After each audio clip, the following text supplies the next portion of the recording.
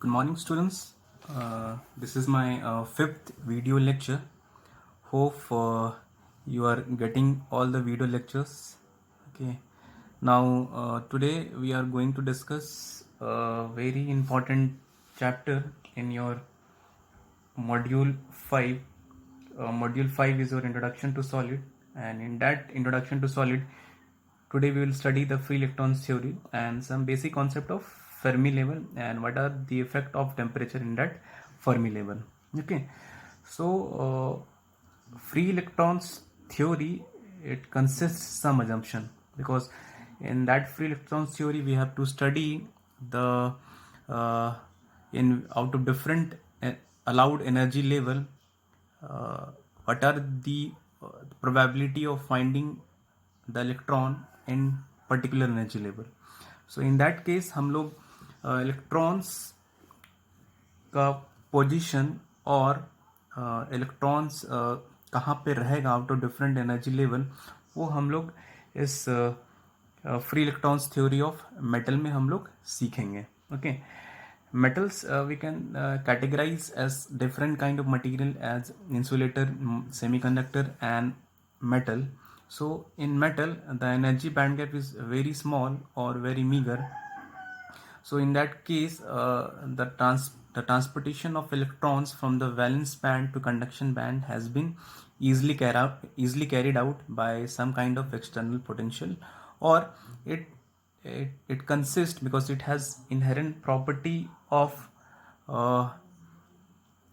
of transfer of electrons from valence band to conduction band. So that's why we called as a substance as a metal. Okay, so in that metal we can find out the exact position of electrons and what are the uh, position of electron when we applied some external potential by thermally or electrically. Okay, before going to the before we are going to start some basic phenomena as Fermi level, we have to first know some basic phenomena of free electron theory. Okay, so the important assumption of free electron theory says the distribution of electron in the various allowed energy level occurs as Pauli's exclusion principle. Okay, so what are the Pauli's exclusion principle? The Pauli's exclusion principle says that each allowed energy level can be occupied not more than 2 electrons of opposite spin. मतलब एक particular allowed energy level जहाँ पे एक electron कहने का मतलब है कि एक इलेक्ट्रॉन का दो spin. Okay, because according to quantum mechanic phenomena, each electron consists a spin quantum number, and its spin quantum number which associate with one electron is consist a two spin, that is plus half and minus half. मतलब एक electrons के साथ दो spin जुड़ा रहता है, उसके साथ उसका स्पिन क्वांटम नंबर जुड़ा रहता है और उसके साथ वो प्लस हाफ और माइनस हाफ स्पिन उससे एसोसिएट रहता है. ओके, सो इसीलिए हम लोग कहते हैं कि ईच अलाउड एनर्जी लेवल में 2 इलेक्ट्रॉन्स ऑफ अपोजिट स्पिन ही रह सकता है. दो से ज़्यादा इलेक्ट्रॉन्स किसी अलाउड एनर्जी स्टेट में नहीं रहेगा. Okay, so this is what's a Pauli's exclusion principle. Okay, the next assumption of the free electrons theory of metal, which says that in with a the electrons travels with a constant potential inside the metal but confined within its boundaries. मतलब जब हम लोग कोई external agency के through उसको हम excite करेंगे और हम लोग कोई एनर्जी देंगे तो एनर्जी अब्जॉर्ब करके वो एक स्थान से दूसरे स्थान को जाएगा. मतलब सपोज एक इलेक्ट्रॉनिक कन्फिग्रेशन में जब इलेक्ट्रॉन्स वैलेंस बैंड में रहता है और उसको हम लोग एनर्जी पुट अप करते हैं तो इलेक्ट्रॉन यहाँ से एनर्जी अब्जॉर्ब करके कंडक्शन बैंड की ओर मूव करता है. सो वो इलेक्ट्रॉन का ट्रांसफर जब बैंड गैप से हम लोग ज़्यादा एनर्जी देते हैं तब इलेक्ट्रॉन्स का ट्रांसफर वैलेंस बैंड से कंडक्शन बैंड होता है, बट वो एक बाउंड्रीज में ही रहता है. ऐसा नहीं कि वो एक सेमीकंडक्टर एटम को पूरी तरह से लीव कर लेता है, ऐसा पॉसिबल नहीं है कि वो इलेक्ट्रॉन किसी सेमीकंडक्टर एटम से ही बाहर हो जाए। सो इलेक्ट्रॉन्स का ट्रांसफर एक कन्फाइंड वे में होता है और प्लस वो कंडक्शन, मतलब उसके थ्रू कंडक्शन, जब इलेक्ट्रॉन्स का ट्रांसफर वैलेंस बैंड से कंडक्शन बैंड से होगा तभी जाके करंट का कंडक्शन पॉसिबल होता है। Okay, the next assumption is the attraction between the electrons and the lattice ion and the repulsion between the electrons and the lattice ion will be ignored। मतलब हम लोगों को एग्जैक्ट लोकेशन और हम लोग उस अलाउड ऑर्बिट को find करने के लिए हम लोग इलेक्ट्रॉन्स और जो लैटिस आयन के बीच अट्रैक्शन और रिपल्सन को हम लोग दूर करना पड़ेगा, उसको इग्नोर करना पड़ेगा, ताकि हम लोग एग्जैक्ट अलाउड एनर्जी लेवल को हम लोग जान सके जहाँ पे इलेक्ट्रॉन पाया जाता है। और जैसा कि हम लोगों ने कहा है कि according to Pauli's exclusion principle एक अलाउड ऑर्बिट में 2 से ज़्यादा इलेक्ट्रॉन नहीं हो सकता है। ओके, सो वही वैसा एनर्जी लेवल जहाँ पे 2 या 2 से ज़्यादा इलेक्ट्रॉन मौजूद हो, एक इलेक्ट्रॉन, मतलब एक इलेक्ट्रॉन कहने का मतलब है कि उसको हम लोग 2 इलेक्ट्रॉन के रूप में दर्शा सकते हैं, बिकॉज एक electron positive the plus half और माइनस हाफ स्पिन दोनों कंसिस्ट करता है। ओके, सो एक अलाउड एनर्जी लेवल में 2 इलेक्ट्रॉन ही रह सकता है, जैसा कि पॉली एक्सक्लूजन प्रिंसिपल बोलता है। सो वैसा लेवल जहाँ पे 2 इलेक्ट्रॉन ऑपोजिट स्पिन रहता है, ओके, वैसा एनर्जी लेवल को हम लोग कहेंगे Fermi level. Okay, this is the Fermi level।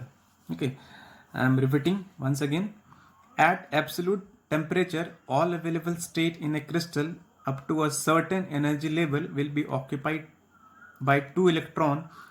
this energy level is called Fermi level। okay, is that clear? मतलब ऐसा लेवल जहाँ पे 2 इलेक्ट्रॉन अपोजिट स्पिन रहता है, उस लेवल को हम लोग फर्मी लेवल कहेंगे at 0 kelvin. Okay, next, the Fermi level is a surface where at absolute zero no electron will have enough energy to rise above the surface। मतलब at 0 kelvin उसमें कोई एक्सटर्नल एजेंसी पुट नहीं हो रहा है, मतलब उसमें कोई एक्सटर्नल फोर्स कैरिड आउट नहीं हो रहा है, मतलब इलेक्ट्रॉन जिस पोजीशन पे है उसी पोजीशन पे रहेगा। सपोज वैलेंस बैंड में इलेक्ट्रॉन्स है तो वैलेंस बैंड में रहेगा, कंडक्शन बैंड में है तो कंडक्शन बैंड में रहेगा। तो यहाँ पे क्या होता है कि no electron will have enough energy to rise above the surface. Okay, जब हम लोग टेम्परेचर इंक्रीज करेंगे तब जाके इलेक्ट्रॉन्स का ट्रांसपोर्टेशन वैलेंस बैंड से कंडक्शन बैंड होगा। Okay, so in that particular case no electron can have above Fermi level. Okay, मतलब 0 केल्विन में कोई इलेक्ट्रॉन तुम्हारा फर्मी लेवल के ऊपर नहीं होगा। Okay, since none have energy above the Fermi level and there are no available energy state in the band gap। okay, so in 0 Kelvin no energy level can have energy above no energy levels are above Fermi level and there is no available energy state site above the Fermi level, so there is no transportation of electrons from valence band to conduction band in that 0 Kelvin। okay, next, जब हम लोग temperature increase करते हैं तो क्या होगा? when we increase the temperature some of the electrons will absorb the energy and it will transport to conduction band। okay, सो धीरे धीरे जब हम लोग टेम्परेचर इंक्रीज करते हैं तो सम कोई इलेक्ट्रॉन्स एनर्जी अब्जॉर्ब करके कंडक्शन बैंड की ओर जाते हैं, और जब हम लोग और अधिक टेम्परेचर इंक्रीज करते हैं इन द थर्ड केस तो क्या होता है? Some of the electron will reach the conduction band and contributes to electrical current. जब हम लोग टेम्परेचर बहुत ज़्यादा इंक्रीज करते हैं तो इलेक्ट्रॉन्स का ट्रांसफर वैलेंस बैंड से कंडक्शन बैंड की ओर होता है, और वैलेंस बैंड में क्या बचता है, क्या बचेगा? That is the missing electron. Missing electron मतलब होल्स। इलेक्ट्रॉन्स का ट्रांसफर यहाँ से यहाँ वैलेंस बैंड से कंडक्शन बैंड होता है तो यहाँ पे बस होल बचता है, और इससे transportation of electron by overcoming the band gap it will constitutes the electric current. Okay, so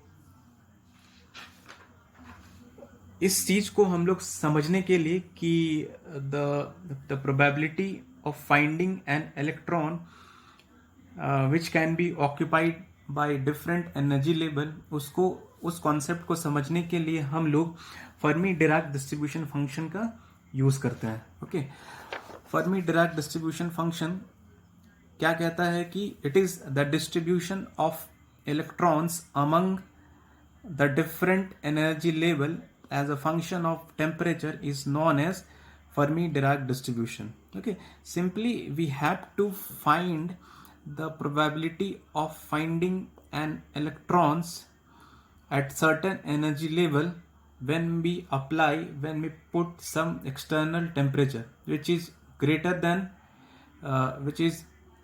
than 0 Kelvin or it could be at 0 Kelvin. वो दोनों में हो सकता है. ओके, तो फर्मी डिराक डिस्ट्रीब्यूशन को हम लोग दिस फॉर्मूला के से डिफाइन करते हैं. और Fermi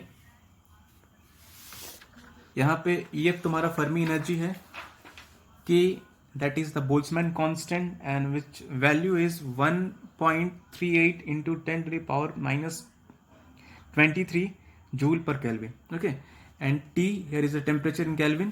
Okay, so the probability of finding an electron in particular in the discrete energy level which lies between 0 to 1. So हम लोग जब metals में हम लोग the probability of finding an electron को हम लोग 0 या फिर 1 से डिनोट करते हैं. 0 मतलब क्या है कि वहां पे कोई इलेक्ट्रॉन्स नहीं रहेगा, वो वहां वेकेट रहेगा.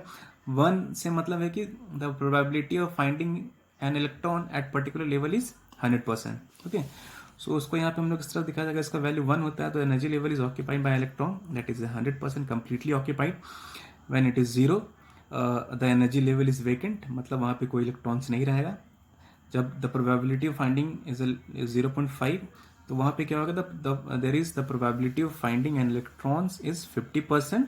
Okay, so next is the effect of temperature on Fermi function. Okay, जब हम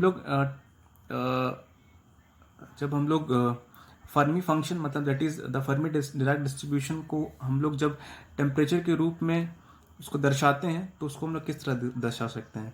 जब T equals to 0 kelvin, because यहाँ पे हम लोग एब्सोल्यूट टेम्परेचर का बात कर रहे हैं, तो यहाँ पे क्या होगा कि all the electrons are filled up to a certain energy level. Okay, and that certain level is called a Fermi level, we have already known, and all the electron will be filled in Fermi level. Okay, Fermi level को हम लोग EF से दिखाते हैं. So in that case all the different energy level which is above the Fermi level, मतलब EF के ऊपर, EF के beyond जितना भी energy level रहेगा वो तुम्हारा vacant रहेगा. Okay, so the first case when at T equals to 0 Kelvin, and in that case when the energy level is greater than the discrete energy level or the energy which is above the Fermi level. Okay, in case 1 the Fermi energy level which is greater than the level which is above than Fermi level. Okay, so in that case E minus EF by kVT it consists a negative sign, negative infinity it gives. We know that E minus EF, जब हम लोग यहाँ पे EF is greater than E, so in that case it will consist and it will give the negative infinite sign. Okay, so it will give the negative infinity here, and by solving this equation we'll get 1. So in that case the probability of finding of electron which has to be occupied the energy level between the Fermi energy level is 100%. मतलब क्या है, 0 kelvin में तो सारा electrons रहता ही है, सारा electrons अपने मतलब फर्मी एनर्जी लेवल पे रहता ही है. सो इससे हम लोगों का यही प्रूव होता है कि जब Fermi energy of Fermi level is higher than energy of the level which is above the Fermi level, so in that case the probability of finding an electron in the particular Fermi level is 100%. Okay, next case क्या होता है, जब जो energy Fermi level के ऊपर था, जो energy level जो फर्मी लेवल के ऊपर था, अगर उसका एनर्जी का वैल्यू फर्मी एनर्जी के लेवल से ज़्यादा है तो क्या होगा. So in that case E is greater than EF, so that E minus E minus EF by kVT, it gives the positive infinity value. Okay, so we will put the positive infinity value and we further solve, we get a 0. So in that case, above the Fermi level, the level which is above the Fermi level, in which the probability of finding the electron is 0, मतलब वहां पे कोई electrons नहीं रहेगा, वो state completely vacant रहेगा. Okay, again I am repeating, this means that electrons are completely occupied below Fermi level. Okay, मतलब Fermi level में या फिर फर्मी लेवल के नीचे ही इलेक्ट्रॉन्स रहेगा और above Fermi level electrons are unoccupied. Okay, the third case when t equals to 0 and E equals to EF, मतलब discrete energy level का वैल्यू जब एनर्जी फर्मी एनर्जी लेवल के इक्वल होगा तो क्या होगा, जब हम लोग पुट करेंगे E minus EF, that is E equals to EF से हम लोग करेंगे तो हम लोग का क्या होगा कि कुछ उसको हम लोग इस तरह से दिखा सकते हैं कि यहाँ पे इसको पुट करेंगे तो इसका वैल्यू आएगा half. Okay, so in that case the probability of finding an electron in that particular energy level is 50%. Okay, और हम लोग उसको इस तरह से दिखा सकते हैं, फर्मी फंक्शन ग्राफ को हम लोग इस तरह से डिनोट कर सकते हैं. This have been already explain before. Okay, so this is the Fermi level and the effect of temperature in Fermi level.